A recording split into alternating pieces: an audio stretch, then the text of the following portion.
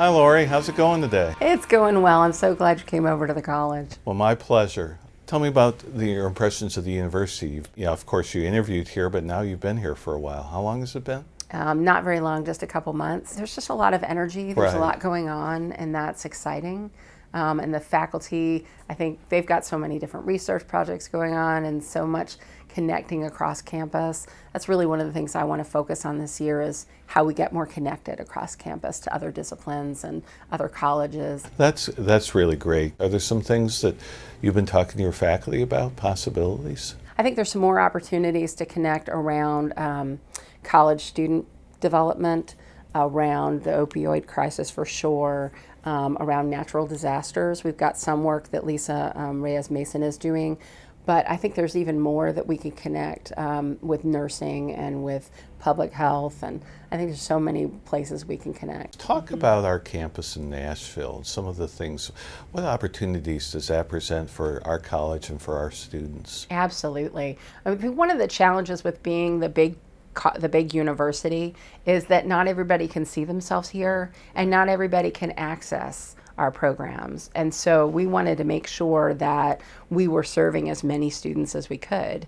And so this college decided a long time ago that they were going to have campuses in other locations. Right. And we offer the master's program there in person. We also have an online program for our master's students. And so that's growing by leaps and bounds every year because there are more working adults who just can't take time off to do a 2-year program full time during the day.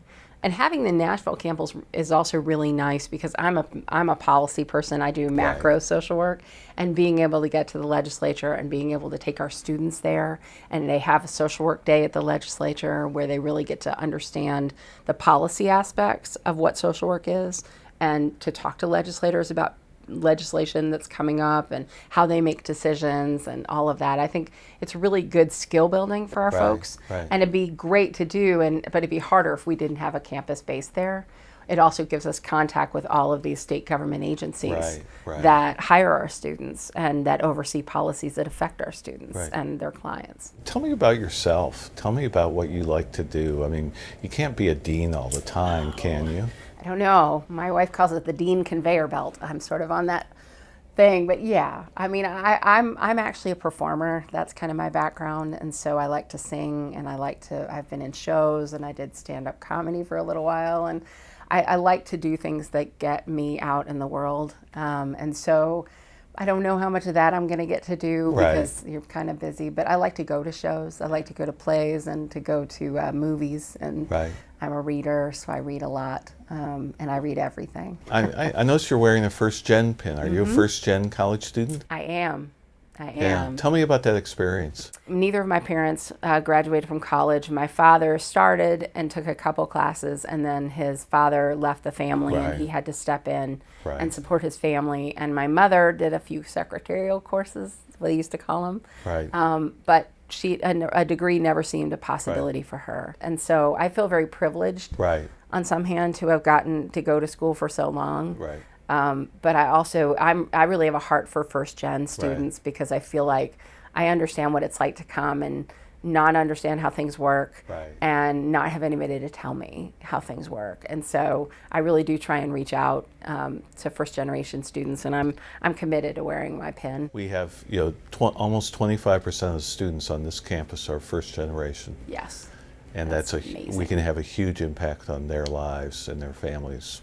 Absolutely. One of the things that struck me about coming here is I love that we're the volunteers. We're not the Gators, we're not the Buckeyes, we're not the Spartans. But we're the volunteers. That has meaning. What does being a volunteer mean to you, both as a person and as a social worker at the University of Tennessee?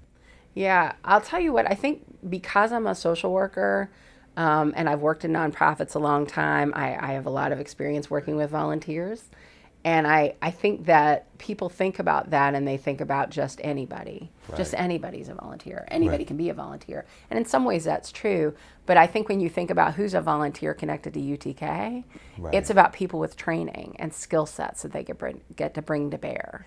When I think about us being volunteers and our graduates, I think about us bringing our skills to make a difference. Well, thank you, Lori, for taking the time today to talk with me. This has been a great conversation. I've really enjoyed learning a little bit more about you and where you see the college going, and we're happy to have you here. Thank you. Thank you so much. I'm glad you came over today. Thanks. Thank you for having me.